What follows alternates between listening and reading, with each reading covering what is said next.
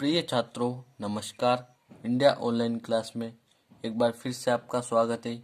आज हम कक्षा 10वीं की गणित का प्रश्न वाली 5.3 के प्रश्न क्रमांक पहले का तीसरा और चौथा सवाल हल करेंगे, जिसमें हमें दी गई समांतर श्रेणी का योग ज्ञात करना है। तो आज हम इसका तीसरा चौथा सवाल हल करेंगे। सबसे पहले हम तीसरा सवाल हल करते हैं इसका, जिसमें हमें समांतर श्रेणी दी गई है 0.6, 1.7, 2.8, रिक्त स्थान फिर 100 पदों तक जो इसका योग हमें ज्ञात करना है। तो सवाल को शुरू करते हैं। सबसे पहले हमें जो दिया गया है समांतर श्रेणी के अंदर वह हम यहाँ पर लिख लेते हैं। ए यानी पहला पद हमें दिया गया है 0.6, आप देख सकते हो यहाँ पर।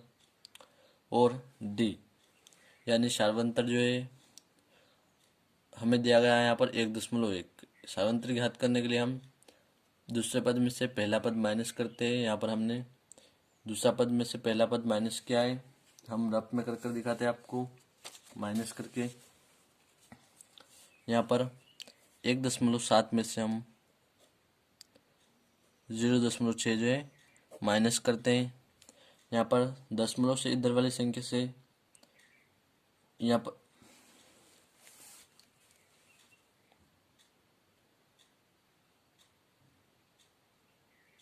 यहाँ पर हम दशमलव से इधर वाली संख्या से दशमलव से इधर वाली संख्या को ही माइनस करते हैं, और दशमलव से इधर वाली संख्या अगर होगी तो उसे हम दशमलव से इधर वाली संख्या से ही माइनस करते हैं। हम इसको इधर या इधर माइनस नहीं करते हैं। तो यहाँ पर 7 में से 6 गया हमारा, तो बचेगा 1 हमारा यहाँ पर। फिर दशमलव है हमारा यहाँ पर बीच में एक संख्या बाद, तो हम दशमलव लगा देते हैं। फिर 1 में से 0 जाएगा तो फिर बचेगा यहाँ पर हमारा 1। तो इस प्रकार से हमारा सार्वंतर डी जो हमें प्राप्त हुआ 1.1। और हमें इसने 100 पदों तक जो है यहाँ पर योग ज्ञात करने का कहा है, तो एन हमारा बराबर 100 हो जाएगा। फिर बराबर, इसके लिए हम एसएन के सूत्र का प्रयोग करते हैं। एसएन का सूत्र होता है हमारा यहाँ पर n/2 बड़ा कोष्टक 2a प्लस छोटा कोष्टक n-1 कोष्टक बंद, फिर गुणे में यहाँ पर हमारा पूरा डी, फिर बड़ा कोष्टक बंद हो जाएगा हमारा।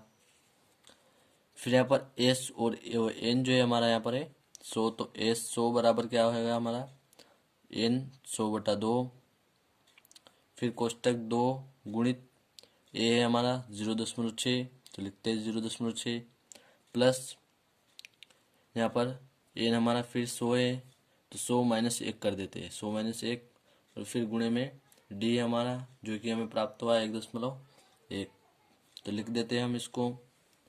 तो एस 100 बराबर, यहाँ पर हम 2 से 100 को कट करते भाग देते हैं 2 से 100 में, तो हमारा 50 आ जाता है।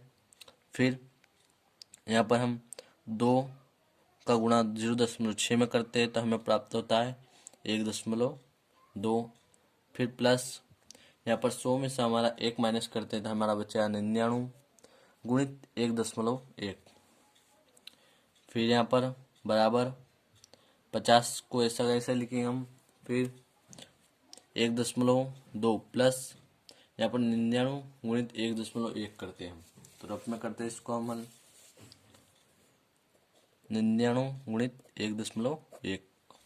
सबसे पहले हम यहाँ पर 1 का गुणा करते हैं, 1 से ही गुणा करते हैं। पहले 1 का गुणा 9 में करेंगे हम यहाँ पर, तो हमें प्राप्त होगा 9 प्राप्त हो जाएगा यहाँ पर। फिर इसके बाद यहाँ 1 का गुणा फिर 9 में करेंगे, तो फिर हमें 9 प्राप्त हो जाता है। फिर गुणे में यहाँ पर जो है हम गुणे का निशान लगा देते हैं, यानी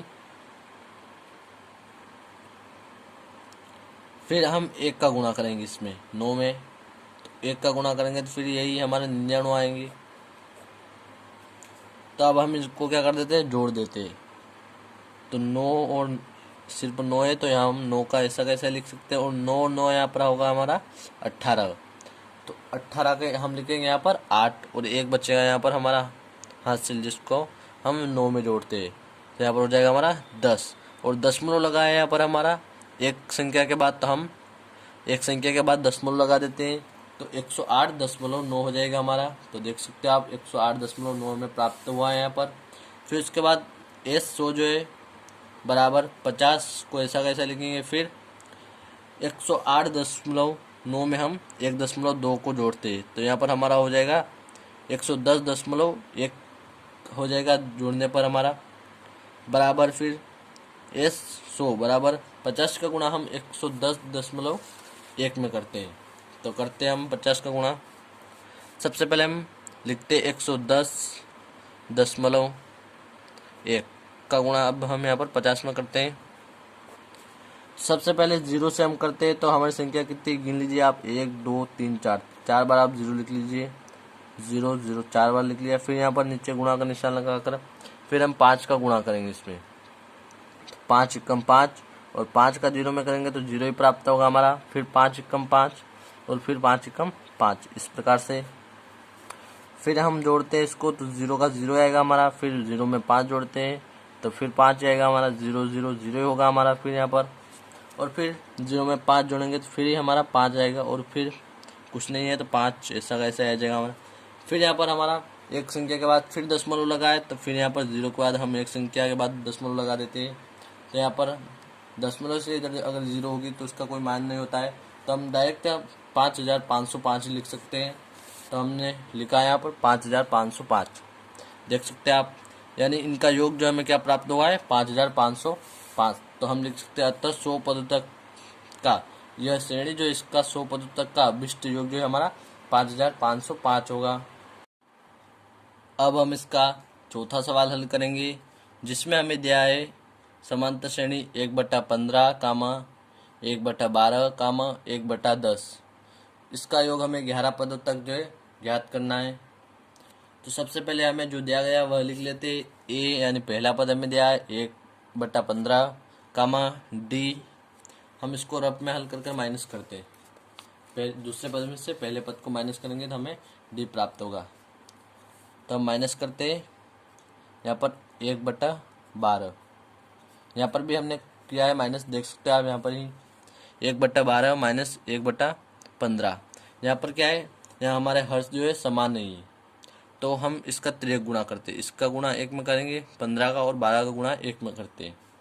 और फिर यहाँ पर अगर हम 15 गुणा 1 में करते हैं तो हमारा प्राप्त होगा 15 और 12 का 1 में करते हैं तो हमें प्राप्त होगा 12। बीच में माइनस का चिन्ह हम लगा देते हैं, माइनस का चिन्ह, और फिर 12 और 15 का गुणा करेंगे तो यहाँ पर हमें 180 प्राप्त हो जाएगा। फिर बराबर यहाँ पर 15 में से 12 माइनस करेंगे तो हमारा बचा है 3 और नीचे जो है हमारा 180 रहेगा। फिर हम इसको 3 से काट देते हैं, 3 एकम 3 हो जाएगा हमारा और 3 छंग 18 और बचेगा हमारा 0। तो हमारी भिन्न प्राप्त हो जाएगी 1/60 जो हमें प्राप्त हो जाएगा समांतर श्रेणी सार्वंतर हमें प्राप्त हो जाएगा 1/60। और एन यानी 11 पदों तक हमें याद करना, तो एन हमारा रहेगा 11।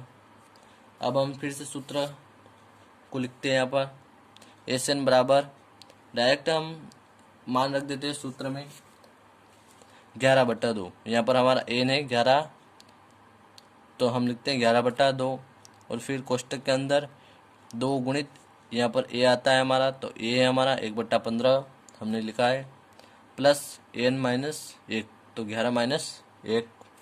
यहाँ पर डी हमारा 1/60 तो 1 लिखा है हमने 1/60। फिर बराबर एस एन बराबर 11/2, इसको हम ऐसा कैसे लिखते हैं।